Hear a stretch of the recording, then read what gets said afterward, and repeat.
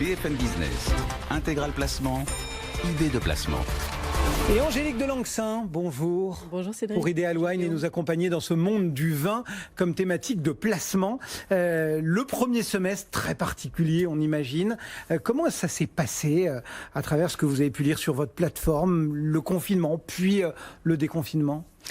Oui, sur la plateforme d'Ideal Wine, la période a été et elle reste d'ailleurs très particulière. Elle a été marquée pour nous très profondément par cette crise évidemment du Covid et le confinement qui a été mis en place, ce qui aboutit à une situation stable au niveau des enchères, moins 2% à la fin du premier semestre 2020, avec 3 observations principales. Ça a été un semestre vraiment en dents de scie, parce qu'à fin février, les ventes aux enchères se portaient très bien, plus de 30% de croissance. Le confinement a mis un coup d'arrêt à tout ça, puisqu'il n'était plus possible d'aller chercher des caves pour alimenter ces enchères. Et puis, depuis le début du déconfinement, la reprise est très vigoureuse. Donc, moins 2% au final. Deuxième observation, ce semestre a vraiment validé, bien au-delà du marché du vin d'ailleurs, le modèle des enchères 100% digital. Il suffit de regarder ce qui se passe à Drouot. Ça continue. Et en parallèle de ça, pendant le confinement, l'explosion de la fréquentation sur le site a entraîné des taux d'exécution dans les ventes qui sont bien plus élevés, de l'ordre supérieur à 80%, ce qui fait que les vendeurs de caves vendent mieux et plus rapidement aujourd'hui.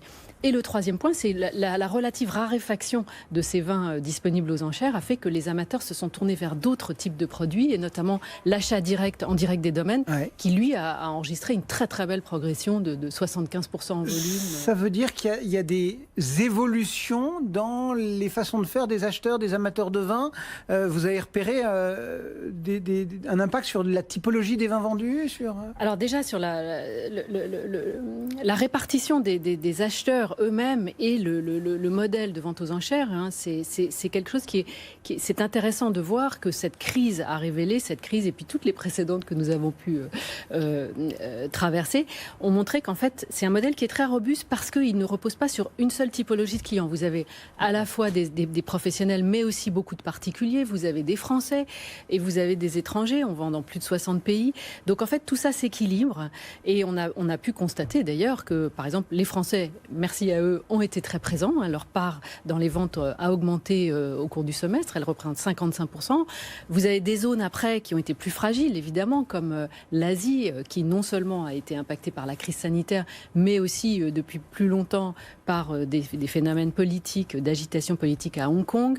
Les États-Unis sont aussi une zone fragile en raison des taxes à l'importation sur les vins. En revanche, la très bonne surprise est venue de l'Europe, des pays européens, qui ont progressé très fortement de 33% sur cette période. Donc tout ça crée des comportements qui sont spécifiques. Et en termes de vin ? Alors en termes de vin, c'est très important de regarder, parce que je trouve qu'en plus les évolutions sont de plus en plus rapides quand on regarde la répartition des vins dans les ventes aux enchères. Et ça c'est très important parce que quand on se positionne en termes de placement et d'investissement, il faut vraiment suivre de près ces mouvements et ces répartitions des différentes régions viticoles, puisqu'elles préfigurent un petit peu ce qu'il faut mettre dans son portefeuille vin. Pourquoi ? Pour 2 raisons.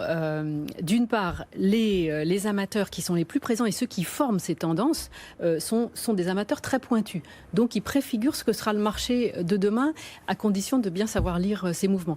Et la deuxième raison, c'est que les ventes aux enchères sont l'outil idéal pour revendre ces vins, puisque vous avez une exposition mondiale pour votre cave. Donc, on a quand même intérêt à regarder ce qui s'y passe. Et du coup, ça donne quoi comme répartition ? Alors, la répartition, on va parler de Bordeaux d'abord. Bordeaux, ça reste la première région vendue en termes de volume, même si la part se fait grignoter aujourd'hui. Bordeaux représente aujourd'hui 36% des volumes.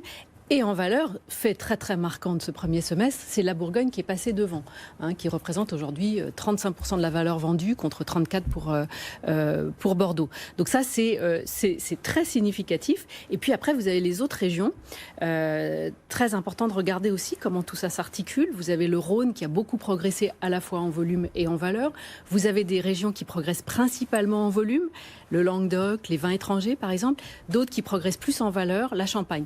Tout ça doit s'articuler, c'est très important de regarder parce qu'en fait, Je pense que les opportunités les plus intéressantes se situent dans les régions où les volumes, la part en volume est supérieure à la part en valeur. C'est là où demain les choses pourront se régler. Bon, malgré tout, on imagine que Bordeaux et Bourgogne, ça reste les deux où il y a les plus belles enchères. Alors c'est vrai que si on regarde le top 20 des belles enchères du semestre... le top 20 VINGT, c'est ça, hein? Les deux, c'est comme 2020.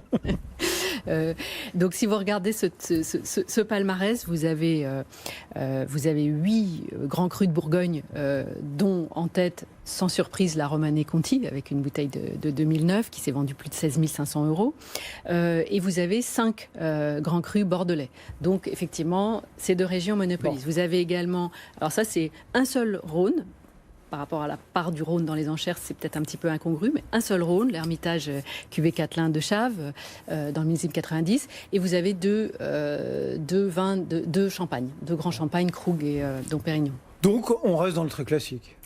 Alors ça, c'est très classique, mais vous avez également des outsiders. vous avez deux, il y a deux choses à relever. C'est d'une part, vous avez un Languedoc, on en avait déjà parlé, parce que déjà l'année dernière, il avait défrayé la chronique. Hein, c'est le premier millésime de la Grange des Pères, 92, qui s'est vendu plus de 5 000 € à nouveau au cours du premier semestre. Donc un Languedoc, un vin du Languedoc. Donc ça, c'est vraiment, ça préfigure l'idée qu'il faut vraiment ne rien s'interdire en termes de choix de région quand on veut faire de sa cave un et puis que quand on est une région et qu'on décide de faire l'effort, de vraiment monter en qualité, ça paye à la fin. Absolument, absolument. Donc vous avez ce point-là. Donc ça, c'est vraiment le symbole, le signe qu'il faut à tout prix diversifier ses choix.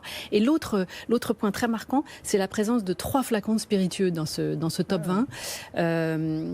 Vous avez alors 2 whiskies, dont un japonais. Ça, c'est un phénomène vraiment à suivre de très très près.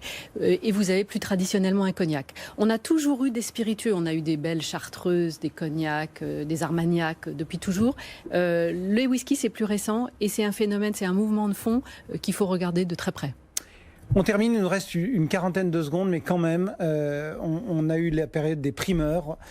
Est-ce qu'il faut avoir du primeur 2019 dans sa cave ? Alors ça a été un peu acrobatique, hein, comme on avait pu le dire, de goûter ces 2019, qui se révèle être un très très très beau millésime. C'est extrêmement frustrant pour beaucoup de propriétés de ne pas pouvoir le faire connaître plus largement. Et en parallèle de ça, on a eu une baisse de prix qui se situe dans une moyenne de 18 à 20%. Ça peut être un peu facial parce que certaines propriétés avaient beaucoup augmenté leur prix dans les années précédentes. Il n'en reste pas moins que c'est un très très très beau millésime. Donc, et c'est aussi un millésime de garde. Donc ça, on peut dire qu'il conjugue les atouts du placement. Les bons conseils et les observations d'Angélique de Lanxin pour Ideal Wine. Merci Angélique, bon été, on se retrouve à la rentrée. Avec grand plaisir, merci beaucoup.